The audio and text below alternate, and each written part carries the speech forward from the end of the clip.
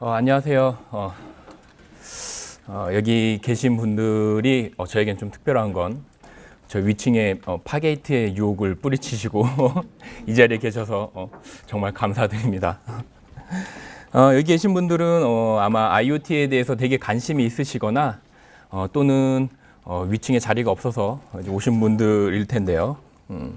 오늘 제가 이렇게 발표하기까지 유저 그룹에서 실제로 어떤 활동을 했었고, 그리고 어떻게 리인벤트를 갔다 왔고, 리인벤트를 가서 제 눈을 번뜩이게 했던 이런 프리 RTOS에 대해서 설명을 하면서 더불어 IoT에 대해서 다시 한번 생각해 볼 수 있는 그런 시간을 가질 수 있으면 좋겠습니다. 오늘 발표 순서는 리인벤트에 대해서 잠깐 설명을 할 거고요. 어떻게 갔다 왔는지, 가서 뭘 했는지 간단하게 설명을 해드릴 것 같고, 그리고 프리RTOS에 대해서 설명을 하기 위해서 그 전에 이제 IoT에 대해서 한번 어떤 거를 IoT라고 할 것인지에 대해서 한번 간단하게 이야기하고, 그리고 프리RTOS, 그리고 왜 아마존에서 프리RTOS를 출시하게 되었는지 이런 부분도 한번 되짚어 볼 생각입니다. 예, 저는 두 아이를 가진 아빠고요. 기존에는 이렇게 원격에서 뭔가를 제어하는 원격 제어라든지 원격 모니터링 시스템을 SI 쪽으로 개발을 하고 실제로 창업 경험도 한번 있고요. 그다음에 주로 인베디드 소프트웨어 베이스에서 네트워크 카메라를 만들거나 DVR을 만들거나 이런 경험들이 있고, 좀 더불어서 이런 영상 분석을 통해서 그러니까 영상 분석을 통해서 사람들이 몇 명이 출입을 하는지 같은 그런 솔루션들을 BI 솔루션을 이제 AWS를 이용해서 개발을 했었고, 이제 요기요 백엔드에서 요기요라는 배달 앱에서 백엔드 개발과 정산 쪽을 또 맡기도 했었고요. 그리고 AWS 메가존에서 AWS 솔루션 아키텍트를 잠깐 맡기도 했습니다. 현재는 지금 위워크에서 있으면서 제가 하고 싶은 프로젝트들, 그동안 밀렸던 개발하고 싶었던 일들을 재미있게 하고 있습니다. 제가 작년 11월 27일부터 12월 1일까지 있는 라스베가스에서 열렸던 리인벤트를 참석했는데요. 참석하고 이제 그 주위에 이제 LA 그 그랜드 캐년 부근의 캐년들과 그리고 친구들과 함께, 그러니까 같이 참여했던 분들과 함께 여행을 다녀왔었습니다. 제가 유저 그룹을 시작하게 됐던 건 이제 AWS에 대해서 제가 알고 있는 것만 하다 보면 사실은 시야가 좁아져서요.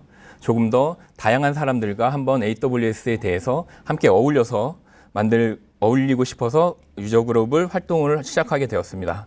그러다가 이제 우연치 않게 거기서 발표했던 내용들을 조금 더 개선하고 발전시켜서 AWS 서밋, 작년에 있던 서밋에서 발표를 했고요. 그리고 우리가 프로젝트를 진행하면서 겪었던 일들과 최종 결과물에 대해서 발표를 진행했고, 그리고 이거는 이제 오픈CV를 이용해서 라즈베리 파이에서 얼굴을 인식하고 그 인식된 결과물을 AWS를 이용해서 성별을 분석하고 그 사람의 감정도와 이런 것들을 분석해서 진행을 엘라스틱 서치랑 키바나를 이용해서 보여주었고요. 그 결과 이제 부스 앞에서 라이브 데모를 했었고, 발표 중에도 이렇게 라이브 데모를 했었는데, 밑에 보시면은 이제 일본에 있는 유저 그룹 분들도 계시고 이렇게 발표가 잘 끝나게 되었습니다. 그래서 이 발표되면서 이제 리인벤트에 약간의 지원을 받을 수 있게 되었고요. 그래서 리인벤트에 작년에 다녀왔고, 거기서 좀 깜짝 놀랐어요. 정말로 좁은 세상에서 내가 있었구나. 내가 안다고 하는 것들이 얼마나 보잘것없고 작은 거였는지 느끼게 되었고요. 그리고 이 규모에 대해서 사실은 좀 압도감도 있긴 없지 않아 있지만 그래도 꿋꿋하게 거기서 한국어로 안녕하세요를 외치면서 있었습니다. 그리고 그 중에서도 제 눈을 끌었던 건 아마존 프리 RTOS라는 세션이었는데요. 사실은 좀 어울리지 않죠. 아마존에서는 어쨌든 웹 서비스를 하고 있는 곳이고 FreeRTOS는 예전부터 있었던 마이크로 컨트롤러 칩에 올라가는 OS였습니다. 그리고 실제로 인베디드 리눅스를 사용하는 회사들은 많지만 FreeRTOS를 사용하는 회사가 그렇게 썩 많지는 않았거든요. 국내에서는.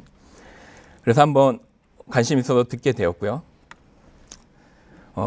잘생긴 스피커 분이 발표를 하셔서 기분 좋게 저도 듣게 되었는데 사람은 좀 많이 없었어요. 그래서 아마 저기 위층에는 지금 여기도 저 뒷자리도 꽉 찼을 텐데 여기도 이제 빈자리가 있는 것처럼 여기도 마찬가지로 이렇게 빈자리들이 많았어요. 근데 리멘트를 가보시면 아시겠지만 자리가 남는 세션이 이렇게 많지 않거든요. 항상 자리가 부족해서 돌아가고 하는데 여기는 좀 자리가 좀 없었고요. 물론 이만큼까지 아니었고 이제 발표 직전에는 좀 더 사람이 들어오긴 했어요. 그래도 쾌적하게 잘 들었는데 대신 이제 자꾸 관객이 너무 없으니까 자꾸 눈을 마주치니까 스피커 분이 좀 부담스럽더라고요. 그게 뭔 소리인지도 잘 모르겠는데 그래서 그런데 끝날 때 되니까 IoT 스타터 킷을 주셨어요.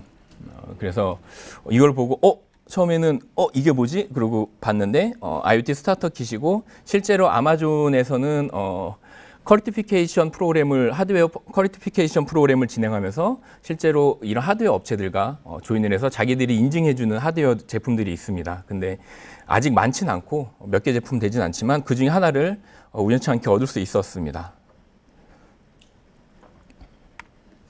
자, 그럼 리인벤트에서 있었던 일은 잠깐 여기서 끝내고요.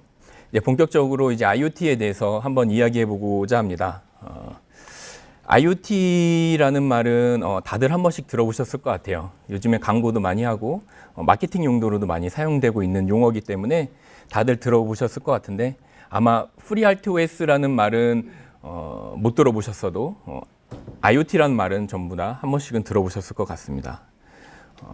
그런데 제가 생뚱맞게 FreeRTOS를 이야기하면서 IoT부터 이야기를 하는 건 사실은 아마존에서 왜 FreeRTOS라는 것을 출시하게 되었는지에 대해서 좀 알려면 IoT에 대해서부터 조금씩 알 필요가 있을 것 같아요. IoT라는 말은 요즘에 워낙 많이 이야기하고 있어서 가끔씩은 때로는 잘못 이해할 수도 있고요. 너무 당연한 것처럼 이야기해서 한번 생각을 해보지 않은 경우도 있을 수도 있을 것 같아요. 그래서 여기에 파게이트를 물리치시고 여기까지 오셨는데 그래도 조금 더 가져가실 것이 있기를 원합니다. 그래서 제가 뭐 대단한 지식을 알려드릴 건 아니지만 한 번쯤은 IoT를 개발하거나 IoT를 구성을 할 때 생각해 볼 시사점을 한번 이야기해 보고 싶어요. 우선은 사물 인터넷이라는 건 기본적으로 이제 우리나라 말로 IoT를 이제 굳이 번역하자면 사물 인터넷이라고 이야기를 하고 있고요. 제가 사물 인터넷이 정확히 무엇인지를 알기 위해서 사전적인 의미를 한번 찾아봤어요. 사전적인 의미는 여기 써놓은 것처럼 인터넷을 기반한 모든 사물을 연결해서 사람과 사물 간의 정보를 상호 소통하는 지능형 기술 및 서비스를 이야기합니다. 여기서 좀 주의하셔서 보아야 될 거는 사람과 사물 그리고 사물과 사물에 대해서 언급이 되어 있어요. 이제는 사물과 사물끼리도 대화가 돼야 된다라는 그런 의미겠죠. 언젠가부터 IoT라는 말이 유행처럼 퍼지지만 이런 것들이 이제 이런 의미가 담겨져 있었습니다. 실제로 IoT를 약간 도식화해 놓은 건데요. 특별한 건 없고 이제 모든 사물들을 서로 간에 연결을 할 수 있다 정도입니다. IoT라는 개념을 처음에 이야기한 건 케빈 애슈턴이라는 분인데요. 이 사진은 지금 2015년에 찍은 거고요. 실제로는 1999년에 이런 말씀을 하셨습니다. 근데 이분이 런던 대학교를 졸업하고 미국으로 가서 RFID를 연구 개발하셨어요. 실제로 RFID를 리더격으로 개발하셨고 지금은 우리가 RFID를 RF카드 같은 거나 RFID를 되게 일상생활에서 많이 사용하지만 이때 이분이 거의 선구적으로 같이 개발을 하셨고요. 그게 이제 재고품들이 있는데 재고품들을 어떻게 관리할 건지에 대해서 연구를 하다가 각 재고품에 RFID를 부착하고 그리고 각 센서들을 부착해서 이제 이런 것들을 연구하기 시작했습니다. 그리고 나서 그 결과로 이분이 저기 MIT에 가서 거기서 연구기관을 설립하셨는데 그때 인터뷰할 때 하셨던 말씀이에요. 향후에는 RFID와 기타 센서를 일상생활에서 쓰는 사물에 결합한 사물 인터넷이 구축될 것이라고 그때 인터뷰를 하셨고요. 이 아이디어가 실제로 지금까지 IoT로 넘어오게 되었습니다. 그러면은 잘 보시면 사물에 결합한 사물 인터넷이 구축될 것, 사물에 결합한 말은 좀 어렵지만 실제로는 이전에는 이런 말들이 없었을까요? 사물이라는 거는 사실은 띵지라고 하는 건 모든 것들을 띵지라고 말할 수 있는데 이미 그전에도 이러한 개념들은 존재했고 그리고 연구 개발 중에 있었습니다. 그 대표적인 것이 이제 유비쿼터스라는 건데요. 유비쿼터스라는 말을 하니까 너무 학구적인 것 같긴 하지만 사실은 유비쿼터스도 한때는 마케팅 비슷하게 예를 들어서 하지만 정치 마케팅에 가까웠죠. 이렇게 정보통신부에서 뭔가 강하게 밀어붙이는 듯하게 그리고 우리가 기술력을 위해서 미래를 위해서 비전을 가지고 있다라는 말들을 할 때 이런 말들을 많이 썼던 기억이 있습니다. 실제로 유비쿼터스라는 말은 시간과 장소를 구애받지 않고 언제나 정보통신망, 그러니까 인터넷 같은 걸 이야기하겠죠. 접속하여 다양한 정보통신 서비스를 활용할 수 있는 환경. 이 당시만 해도 이제 인터넷망이 그렇게 아주 보급화되지 않았던 상황이고 그리고 모바일이라는 것이 스마트폰이라는 것이 많이 활성화되지 않았던 시대였었죠. 그리고 여러 기기나 사물에 컴퓨터와 정보통신 기술을 통합한 언제 어디서나 사용자와 커뮤니케이션 할 수 있도록 해주는 환경을 얘기하는데 이 두 번째 문구는 IoT에서 이야기하는 문구와 매우 흡사합니다. 흡사한데 그럼 실제로 어떤 것이 변화가 됐느냐라고 했을 때 실제로 유비쿼터스는 사용자 관점이에요. 철저하게 사용자 관점이었고 그리고 환경, 인터넷 쓸 수 있는 환경, 내가 사물을 제어하고 사물을 볼 수 있는 환경 이런 환경을 중심을 하고 있고요. IoT는 사물을 관점에서 봅니다. 사물이 사람한테도 붙을 수 있고 사물이 사물한테도 붙을 수 있죠. 사물 관점에서 보고 있고요. 그리고 데이터가 중심이 됩니다. 서로 간에 오가는 데이터들이 점점 더 방대한 데이터들 그런 것들이 중심이 되고 있죠. 사실은 제가 이야기하고 싶었던 거는 이 IoT UX에 대해서 잠깐 언급하고 넘어가려고 앞에 있는 이야기를 좀 길게 했습니다. 여기 화면에서 보이시는 오른쪽에 있는 게 뭔지 아시나요? 혹시? 오른쪽에 있는 거는 네스트라고 하는 회사에서 만든 보일러 온도 조절 장치입니다. 얼마 전 구글에 인수됐고 그리고 좀 마무리가 좋진 않게 되었어요. 왜냐하면 대부분이 퇴사했거든요. 구글에 인수하고 나서.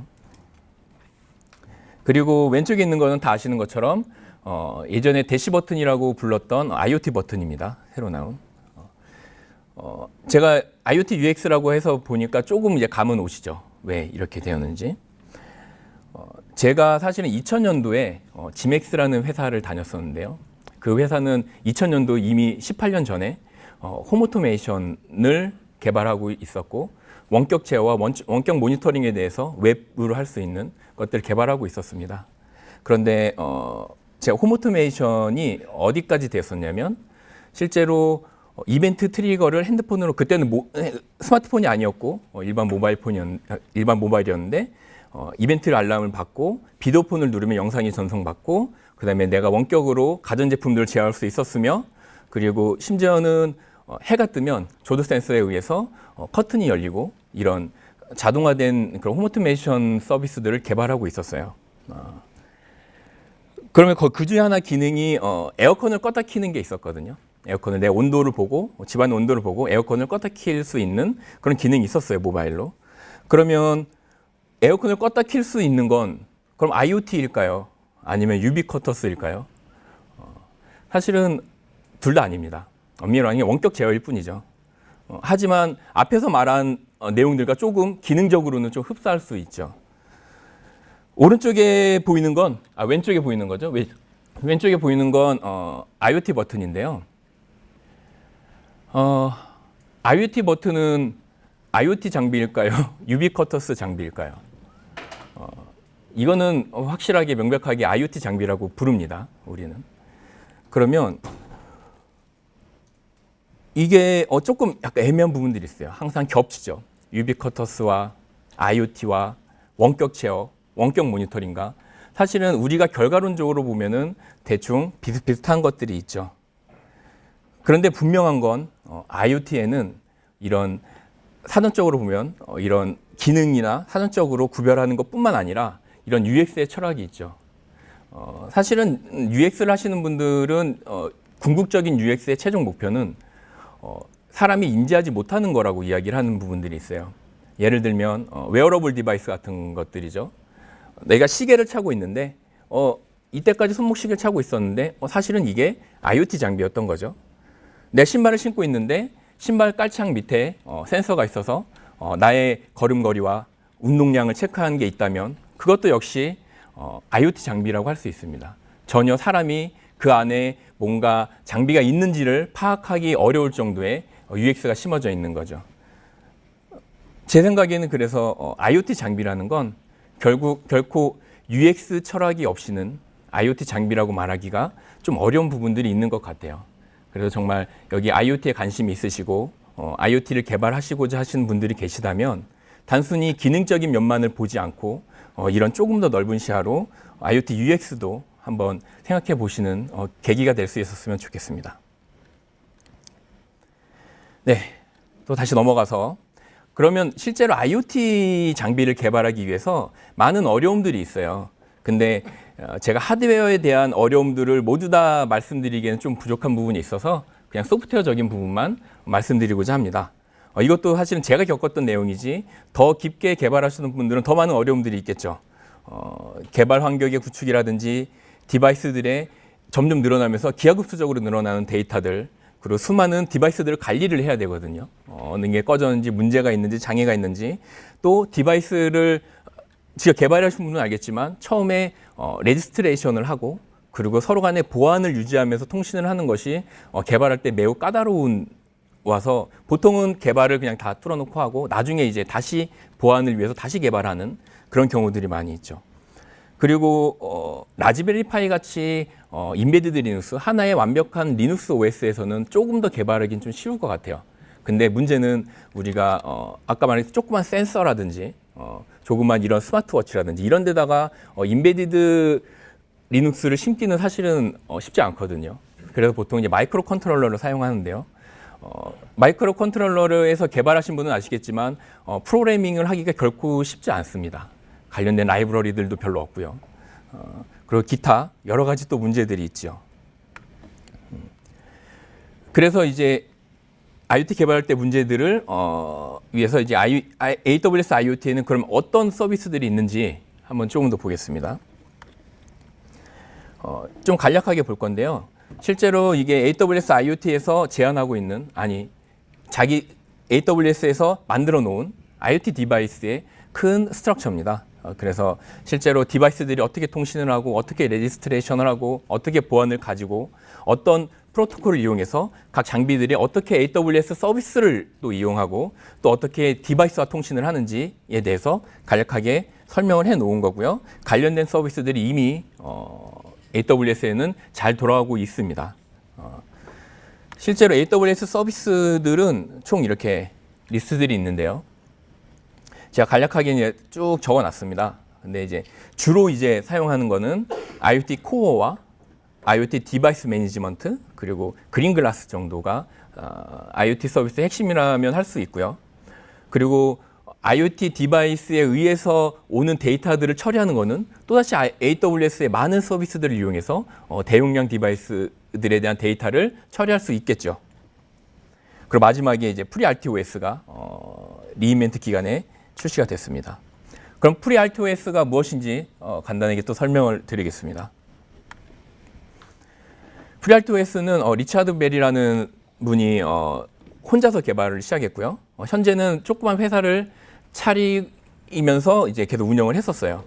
그리고 이건 실시간 운영 체제인데 이제 마이크로 컨트롤러를 이용한 실시간 운영 체제 RTOS라고 합니다. 보통 이제 마이크로 컨트롤러라고 하는 거는 보통 우리가 생각하는 아트메가라든지 이런 되게 조그만 칩 같은 건데, 과거에는 우리가 이런 칩을 굽는 기계가 있어서 그 기계에 올려놓고 칩을 별도로 구웠는데, 요즘에 많이 편해져서 실제 USB로 연결해서 바로 라이팅할 수 있는 그렇게 많이 좋아졌어요. 생각하면 이제 아두이노 같은 것들이 대표적인 케이스죠. 그리고 40개가 넘는 프로세서를 지원하고 있고요. 그리고 이미 인공위성이라든지 또는 커피포트처럼 되게 작은 것들조차도 이미 광범위하게 사용하고 있는 OS입니다. 그리고 오픈소스 GPL이고, 그다음에 대부분이 C로 만들어진 코드예요. 그러니까 C로 안 만들어진 것도 있지만 대부분은 C고, 라인도 4,000 라인 이하로 아주 작은 OS입니다. 실제로 FreeRTOS 코어의 기능들을 이야기하면 몇 가지, 이 5가지로 크게 나눠지는데요. 멀티태스킹은 뭐 잘 아시는 것처럼 이렇게 여러 작업들을 동시에 진행할 수 있는 그리고 그런 기능이고요. 코루틴 같은 경우가 조금 어렵긴 한데, 이게 결국엔 뭐냐면 쉽게 말하면 엔트리 포인트를 만들고 그것들을 서스펜드 또는 리저밍을 할 수 있는 기능을 만들어서 실제로 동시에 이 프로세서들이 컨텍스트 스위칭을 일으키면서 죄송합니다.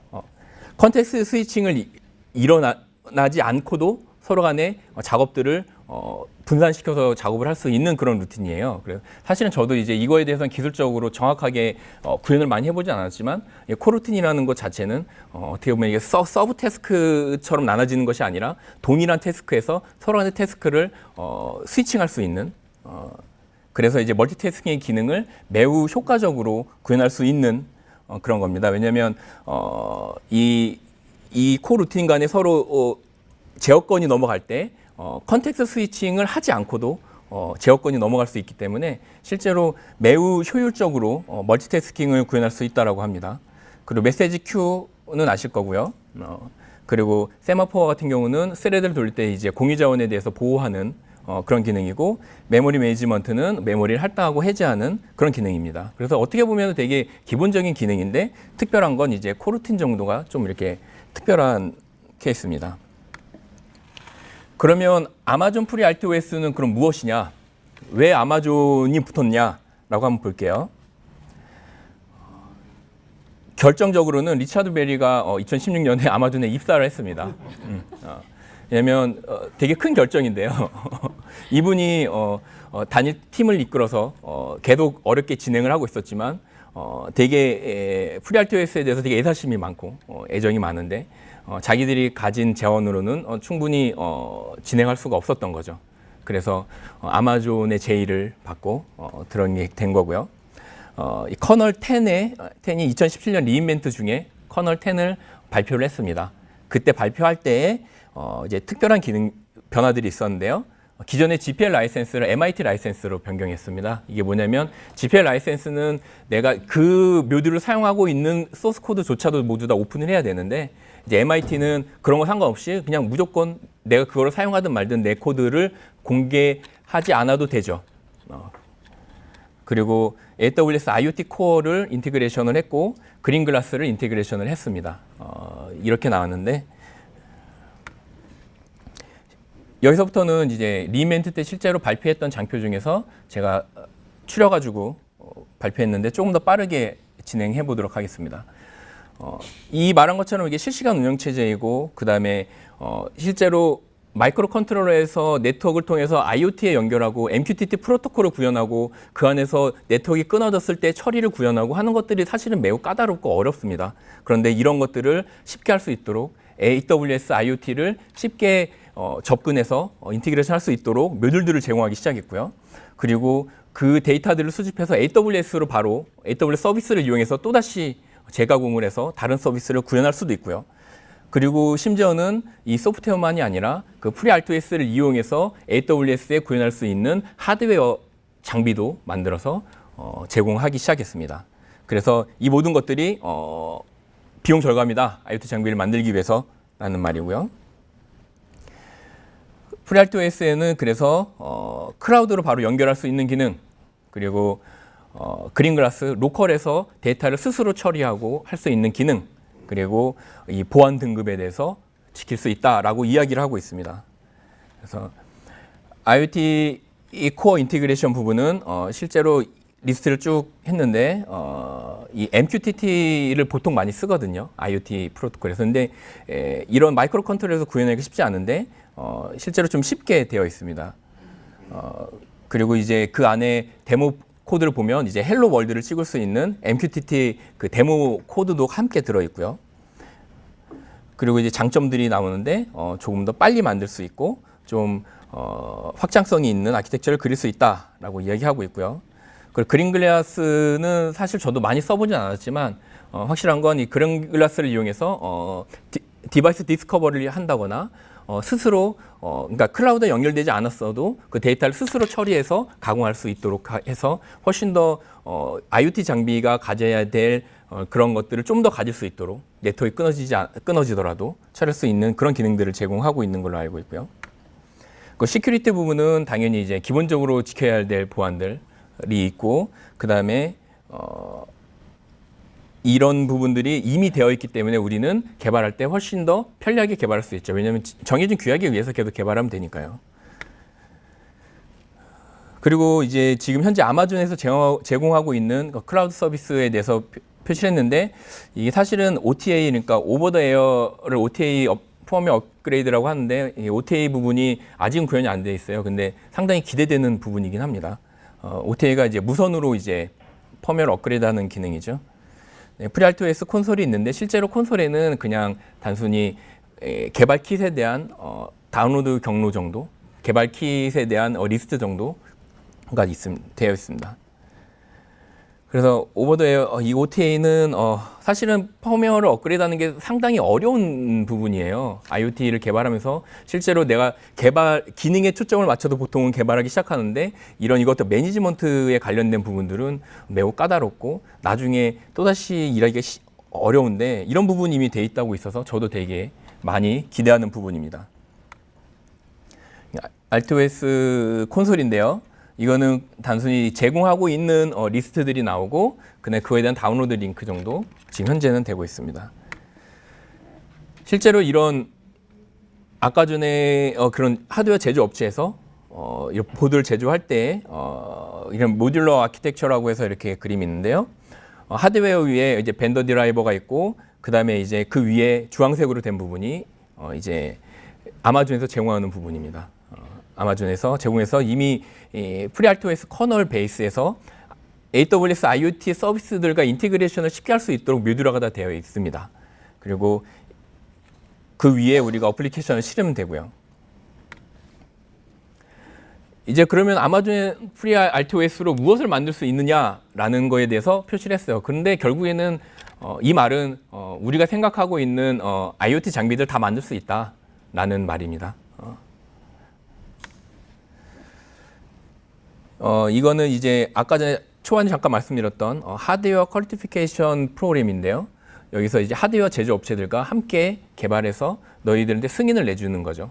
너희들 우리 아마존에 정확하게 스타트 킷이 될 수 있어 라고 하는 승인을 내주는 프로그램이고요. 그 중에서 아까 전에 제가 초기에 보여줬던 거는 이제 NXP 스타터 킷을 받았는데, NXP 스타터 킷을 받아서 제가 NXP에 대해서 잠깐 이렇게 뿌려놨습니다. 바로 이겁니다. 이거고요. 이것도 지금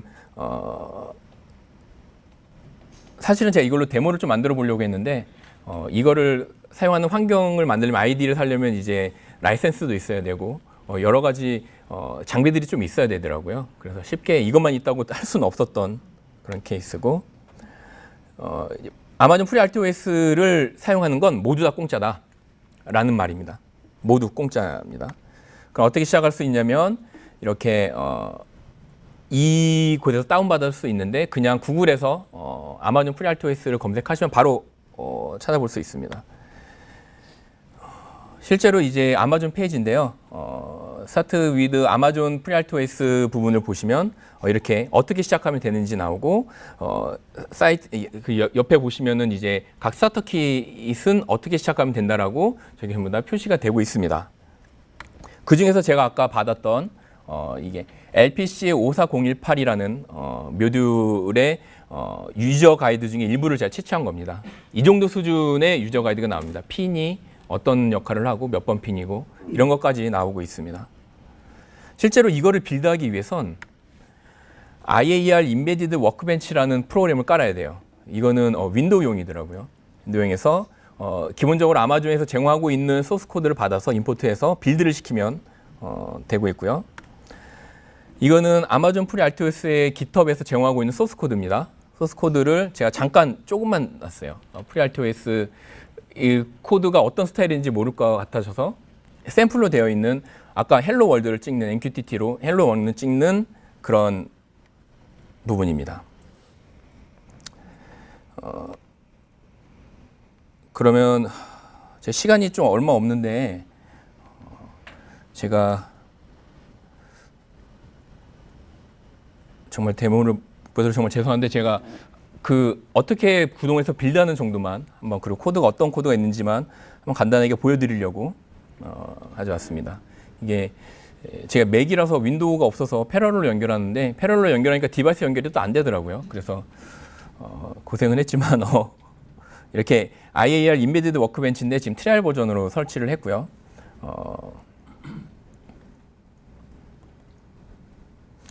실제로 이 IDE가 이런 RTOS뿐만 아니라 다양한 인베디드 장비들을 개발할 수 있는 통합 IDE 솔루션이더라고요. 그래서 저도 이번에 처음 알았습니다.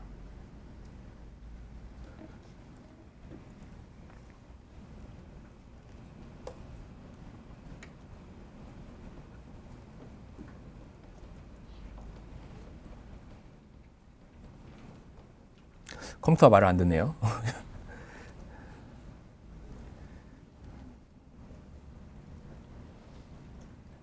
그러면은 지금 제가 세션이 거의 끝났는데요. 그러면은 이거 기다리는 동안에 떴네요. 죄송합니다. 자,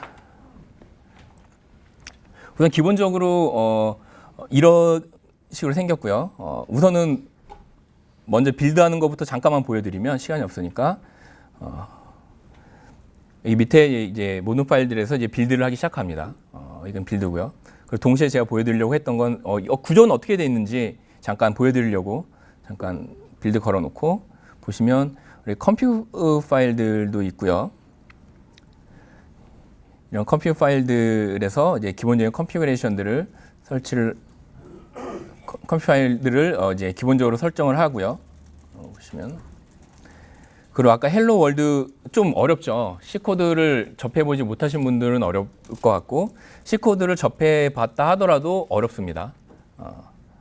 일반적인 우리가 인베드 리눅스에서 사용하고 있는 그런 스탠다드 C를 사용하고 있는 거는 약간 좀 틀린 구조여서 조금 어려울 수 있을 것 같아요. 실제로 제가 보여드리고 싶은 건 이 데모 헬로 월드 데모 코드인데요. 사실 여기서 내가 뭐 대단한 거를 설명드리기는 좀 어려울 것 같고요. 대충 어떤 식으로 되어 있는지 잠깐 보여드리려고 왔어요. 보시면 이렇게 메시지에 관련된 펑션들도 있고요. 이 메시지는 전부 다 이제 MQTT로 이제 에코잉 태스크, 그러니까 에코하는 그런 태스크들에 대한 이게 결국에는 이 데모를 실행하면 아마존에서 이렇게 이 디바이스로 헬로 월드를 지금 보내면 헬로 월드를 다시 리턴해주는 사실은 그런 코드거든요.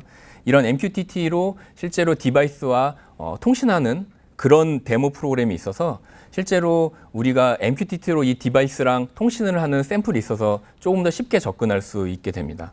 보시면 이렇게 빌드도 이렇게 끝나고 사실은 여기다가 이제 디버깅을 JTAG이라는 이런 하드웨어 이렇게 커넥터가 있는데요. JTAG 커넥터를 연결하고 이제 디버깅을 하면 실제로 이제 엔트리를 찍어가지고 이렇게 하나하나 순차적으로 디버깅 할 수도 있습니다.